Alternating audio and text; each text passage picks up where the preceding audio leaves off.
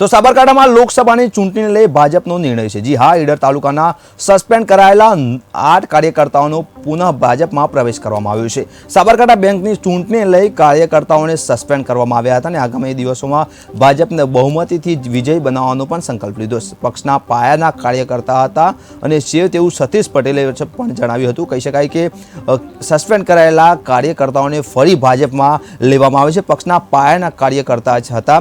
સાબરકાંઠામાં લોકસભાની ચૂંટણીને ભાજપે આ જે નિર્ણય લીધો છે તેમાં જે સસ્પેન્ડ કરેલા કાર્યકર્તાઓને ફરી ભાજપમાં પ્રવેશ આપવામાં આવ્યો છે। કહી શકાય કે સાબરકાંઠા બેંકની ચૂંટણી લઈ કાર્યકર્તાઓને સસ્પેન્ડ કરવામાં આવ્યા હતા, પરંતુ આગામી ચૂંટણીને લઈ ફરીવાર ભાજપમાં પુનઃ પ્રવેશ આપવામાં આવ્યો છે। ને કાર્યકર્તાઓએ એવું પણ કહ્યું, અમે પાયાના કાર્યકર્તાઓ છીએ અને રહીશું, કારણ કે ભાજપ હાલ ચૂંટણીને લઈ અગ્રેસર જોવા મળ્યું છે। તેઓ ફરીવાર સાબરકાંઠાના ડરમાં કહી શકાય કે જે પુનઃ કાર્યકર્તાઓને પ્રવેશ આપવામાં આવ્યો છે ભાજપમાં।